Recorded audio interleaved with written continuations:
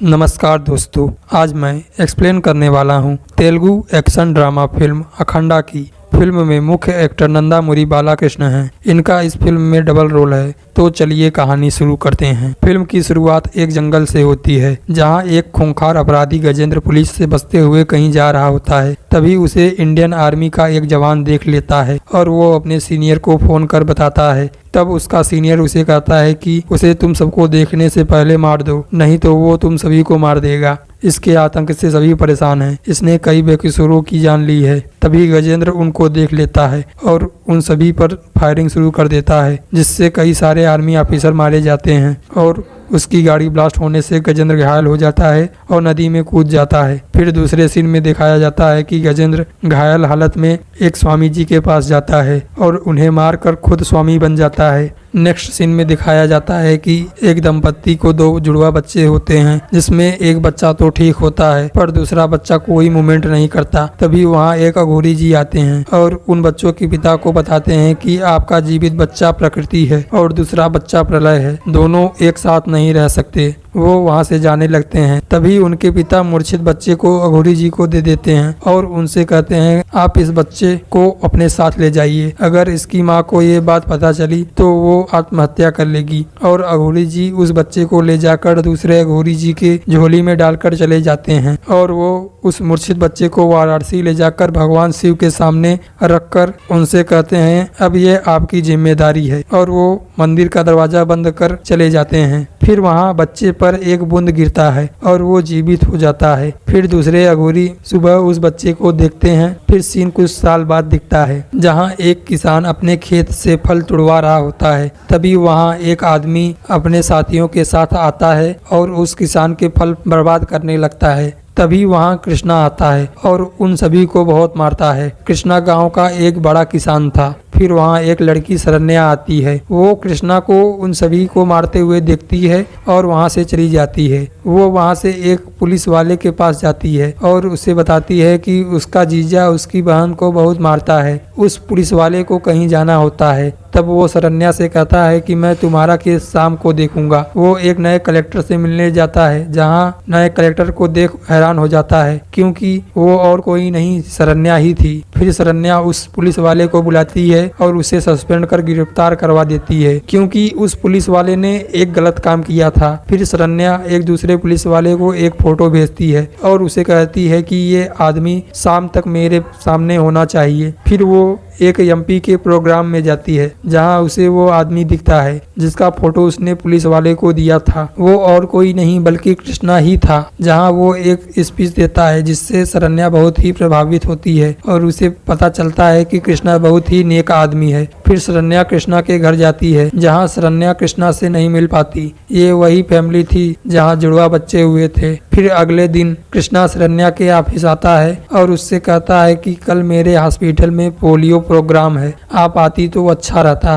तब शरण्या कृष्णा से कहती है मैं जरूर आऊंगी। फिर शरण्या अगले दिन वहां जाती है। वहां के सारे बच्चे उसे फूल देकर उसका स्वागत करते हैं। फिर अगले सीन में वर्धा राजू दिखता है, जो माइन की खुदाई करवाता है, लेकिन वो इसके आड़ में यूरेनियम की खुदाई करवाता है और जो भी उसके खिलाफ जाता है वो उसे मार देता है। तभी वहाँ एक बिजनेसमैन आता है। वर्धा राजू से माइन बेचने को कहता है, लेकिन वर्धा राजू उसे अपना बाल देता है। तब बिजनेसमैन गुस्से में उसे धमकी देकर चला जाता है। फिर अगले सीन में गजेंद्र दिखता है, जो बहुत ही बड़ा बाबा बन गया था। सब उसे बहुत मानते थे। फिर वो बिजनेसमैन गजेंद्र के पास जाता है। गजेंद्र उससे कहता है कि कुछ मत बोलो, तुम्हें माइन चाहिए थी, उसने नहीं दिया। तब बिजनेसमैन कहता है मन तो कर रहा था कि वर्धा राजू को वहीं मार दूं। फिर वहां वर्धा राजू आता है। तब गजेंद्र कहता है क्या ये वही है? तब बिजनेसमैन उसे कहता है कि हाँ ये वही आदमी है, इसे मैं मारना चाहता हूँ। तब गजेंद्र बिजनेसमैन का टाई पकड़ कर उसे वहीं मार डालता है और कहता है कि मैं आत्मा हूँ तो ये मेरा शरीर है, वो माइन मेरी है, जो भी उसे लेने की कोशिश करेगा तो उसका यही हाल होगा। तब गजेंद्र वर्धा राजू से कहता है कि माइन का काम कैसा चल रहा है। तब वर्धा राजू उसे बताता है कि यूरेनियम के सारे टैंक भरे पड़े हैं। तब गजेंद्र कहता है कि सारा यूरेनियम एक गड्ढा खोदकर उसमें डाल दो, हम इस धरती से इतना कुछ ले रहे हैं, वापस भी तो देना जरूरी है। वह धरती को अंदर और बाहर दोनों तरफ से बर्बाद करना चाहता था। फिर अगले सीन में शरण्या और कृष्णा की शादी होती है और सीन कुछ साल बाद का दिखता है, जहाँ शरण्या और कृष्णा को एक बच्ची पैदा होती है। कृष्णा के पिता अपने परिवार के साथ उस अघोरी जी के पास जाते हैं, जहां अघोरी जी उस बच्ची के सर पर हाथ रखते हैं और झटके से हटा लेते हैं। कृष्णा के पिता ये देखकर डर जाते हैं। फिर दूसरे सीन में कृष्णा के हॉस्पिटल में एक साथ बहुत सारे पेशेंट आ जाते हैं। उन सभी के ऑर्गन डैमेज होते हैं। इन सब की वजह वो यूरेनियम होता है। तभी वहाँ पद्मावती नाम की एक ऑफिसर आती है और कृष्णा को बताती है कि ये यूरेनियम की वजह से हो रहा है, और वो कहती है कि इन सब की वजह वो वर्धा राजू है।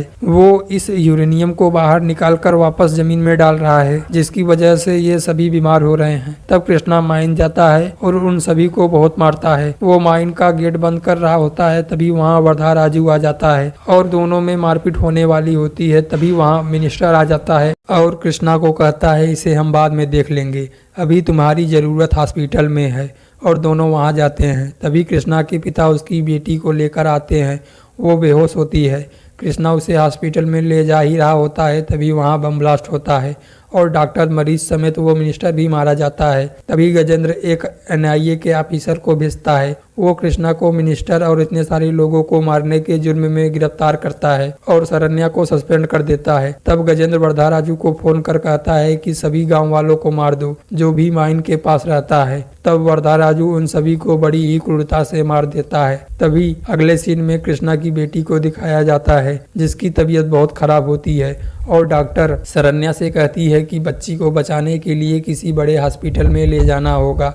पर कृष्णा के घर पुलिस का पहरा होता है। तभी कृष्णा के गांव का एक किसान आता है और शरण्या को कहता है आप मेरे साथ चलिए, मैं आपको सही सलामत हॉस्पिटल पहुंचाऊंगा। और वो लोग हॉस्पिटल जाने को निकलते हैं, पर रास्ते में वर्धा राजू के गुंडे आ जाते हैं और किसान को मार देते हैं। तब शरण्या अपनी बेटी को लेकर भागती है और वो एक गुफा में जाती है। तभी वो गुंडे भी उस गुफा में आ जाते हैं और शरण्या के पैर पर एक चैन से वार करते हैं और उसकी बेटी उसके हाथ से छूटकर गुफा में बने एक भगवान शिव के मूर्ति के हाथ में गिरती है और वो उनके हाथ से फिसल कर नीचे गिरने वाली ही होती है। तभी वहाँ अखंडा आ जाता है और उसके हाथ में वो बच्ची गिरती है। तब अखंडा बच्ची के सिर पर हाथ रखता है और वो ठीक हो जाती है। फिर अखंडा भगवान शिव के त्रिशूल से उन सभी को मार डालते हैं और उनके शंखनाद से गजेंद्र, जो बाबा के भेष में सिंहासन पर बैठा होता है, उसकी सिंहासन टूट जाती है और वो नीचे गिर जाता है। तब वो कहता है कि ये कोई आम शक्ति नहीं है और वो अनाथमपुरम जाता है। फिर अगले सीन में वर्धा राजू और पुलिस वाले उस गुफा में जाते हैं जहाँ उसके सारे आदमी मारे जा चुके होते हैं। उनमें से एक में थोड़ी जान रहती है और वो भगवान शिव की तरफ इशारा कर मर जाता है। फिर अगले सीन में दिखाया जाता है कि अखंडा के साथ कृष्णा की बेटी होती है और वो अखंडा का हाथ पकड़ चलने लगती है। जहाँ जहाँ वो जाते हैं वहाँ वहाँ हरियाली होती जाती है। फिर शरण्या अपनी बेटी को घर ले जाती है। तभी वहाँ वो हरामी पुलिस वाला आ जाता है और शरण्या के साथ पूरी फैमिली को शक होने के आधार पर गिरफ्तार कर लेता है और उन सभी को थाने ले जाकर उस बच्ची को मारने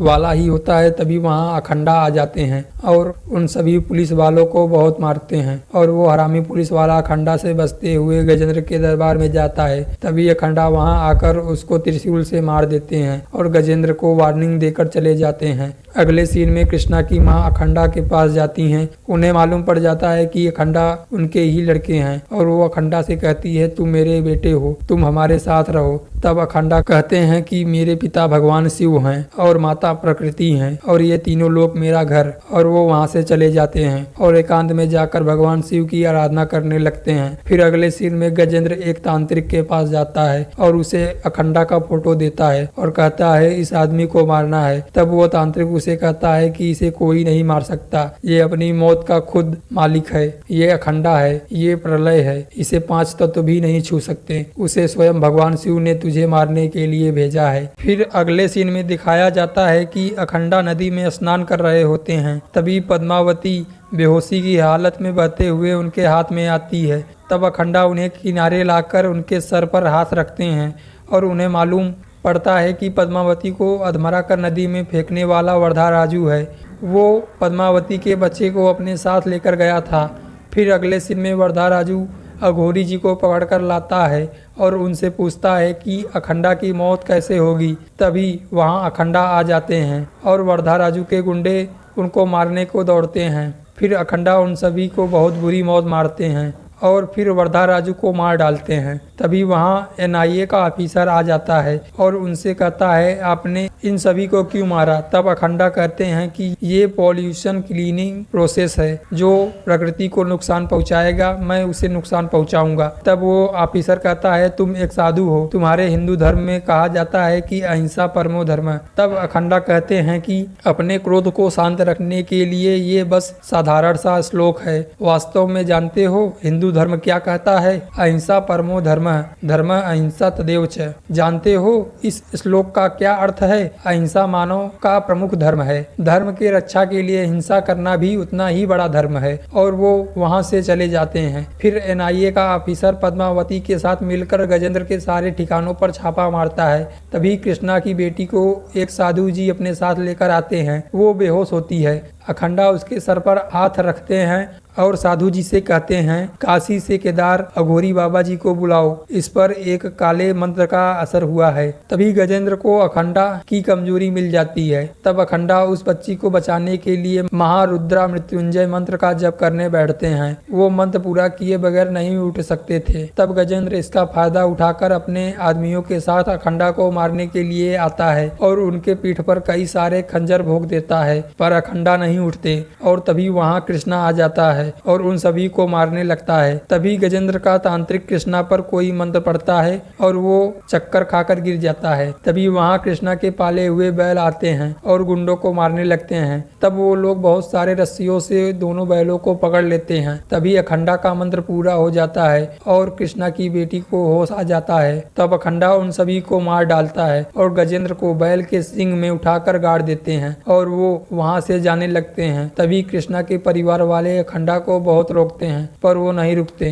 तब कृष्णा की बेटी आती है और अखंडा से कहती है आप मत जाओ। तब अखंडा उसे कहते हैं कि मैं तुम्हें वचन देता हूँ, तुम जब भी मुझे बुलाओगी मैं तुम्हारे पास जरूर आऊंगा। और अखंडा वहाँ से चले जाते हैं और फिल्म यहीं खत्म हो जाती है। अगर आपको ये वीडियो पसंद आई हो तो वीडियो को लाइक और चैनल को सब्सक्राइब जरूर करें। मिलते हैं अगले वीडियो में।